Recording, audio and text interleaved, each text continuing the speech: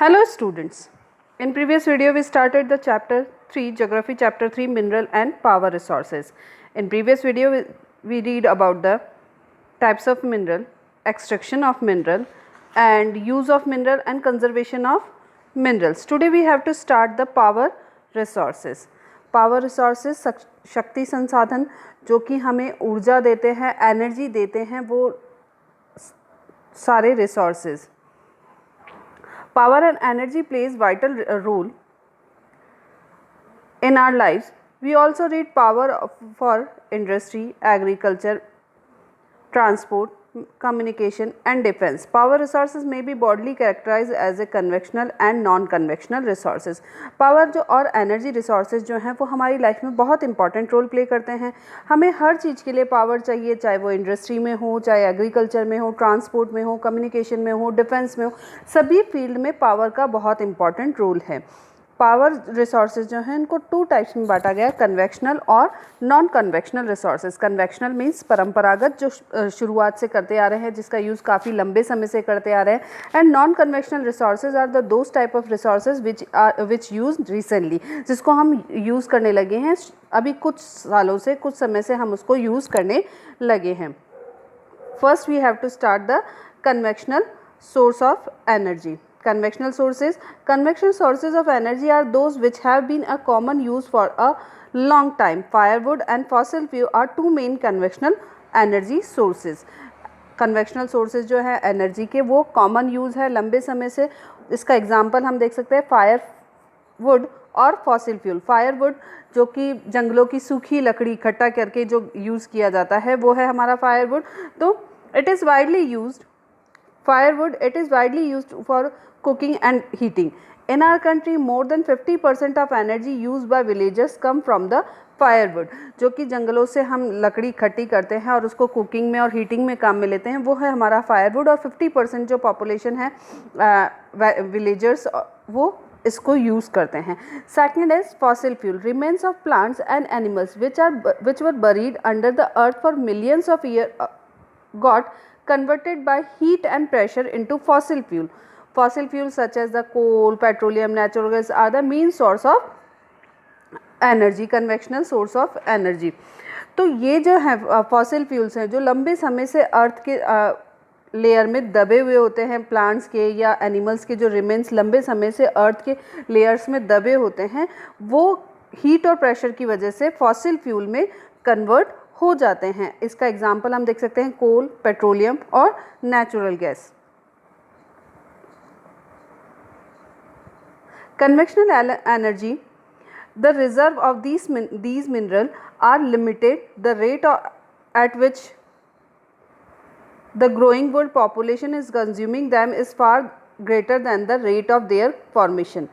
जिस तेज़ी से हम इस कन्वेक्शनल एनर्जी सोर्सेज को काम में ले रहे हैं उतनी तेज़ी से वो बन नहीं रहे. जैसे ग्रोइंग पॉपुलेशन की जो नीड्स हैं, जितनी नीड्स के अकॉर्डिंग उसका एक्सट्रैक्शन किया जा रहा है इन मिनरल्स का, पावर रिसोर्सेज का, उतनी तेज़ी से ये फॉसिल फ्यूल्स बन नहीं रहे. क्योंकि हमने अभी बात की कि फॉसिल फ्यूल्स जो है remains of millions of year, काफ़ी समय दबे रहने के बाद हीट और प्रेशर से ये कन्वर्ट होते हैं.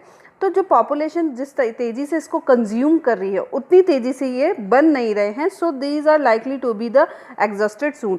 और इसी तेज़ी से अगर हम इसको यूज़ करते रहे तो एक समय आएगा कि ये जो रिसोर्सेज हैं वो ख़त्म हो जाएंगे. Let's take a detail. First is coal. Coal is the conventional energy sources. This is the most abundantly found fossil fuel. It is used as domestic fuel in industries such as the iron and steel steam engines and the generate electricity.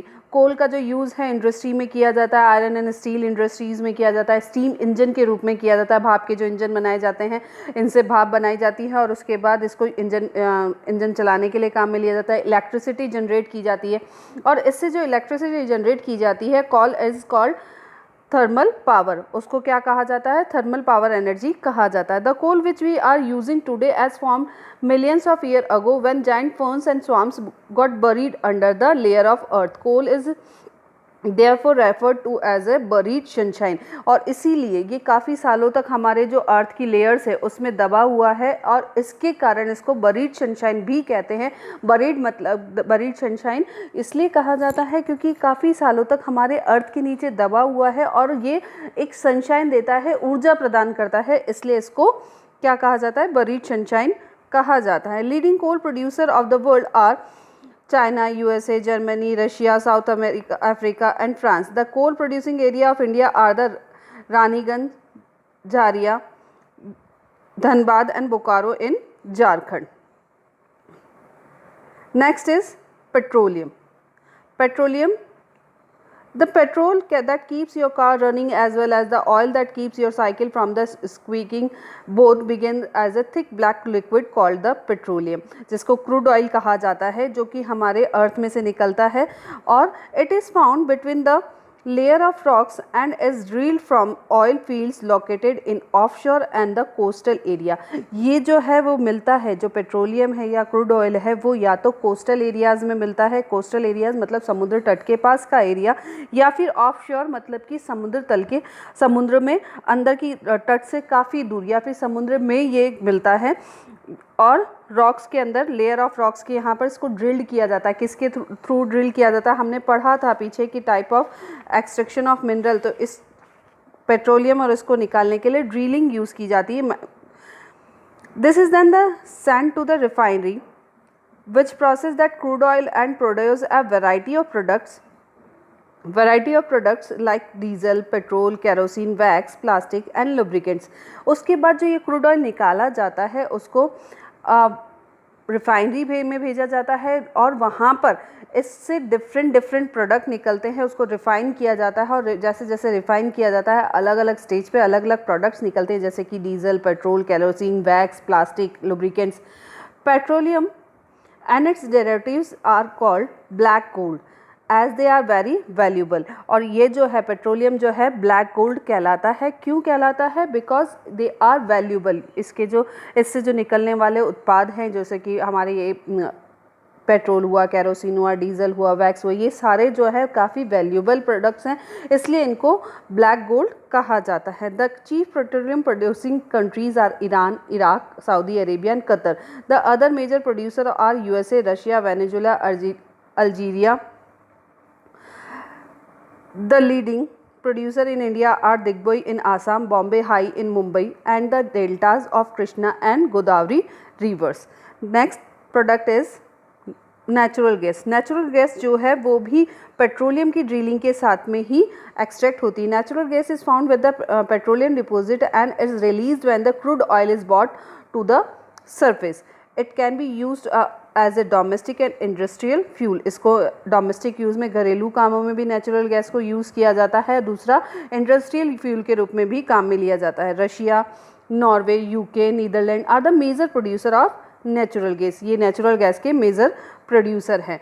In India, Jaisalmer, Krishna Godavari delta, Tripura और some areas of offshore in Mumbai have natural gas resources. India में जैसलमेर में, Krishna Godavari delta पे, त्रिपुरा में और कुछ हिस्सा जो है मुंबई का ऑफशोर, जो कि मुंबई में बीच में है, समुद्र के अंदर की तरफ नेचुरल गैस रिसोर्सेज मिलते हैं। Very few countries in the world have sufficient natural gas reserve in of their own. बहुत कम कंट्रीज़ हैं जिनके पास जो नेचुरल गैस का रिजर्व है।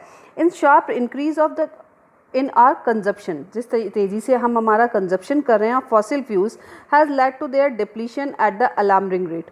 और जितनी तेज़ी से हम इसका कंजप्शन कर रहे हैं, फॉसिल फ्यूल का डिप्लीशन मतलब ख़त्म होना बहुत तेज़ी से हो रहा है।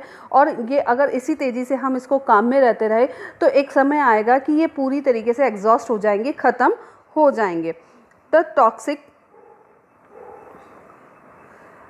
toxic pollutants released from burning these fuels are also cause for concern. Unchecked burning of fossil fuel is like an unchecked dripping tap which will eventually run dry. This had led to tapping the various non-conventional sources of energy that are cleaner alternatives to fossil fuels.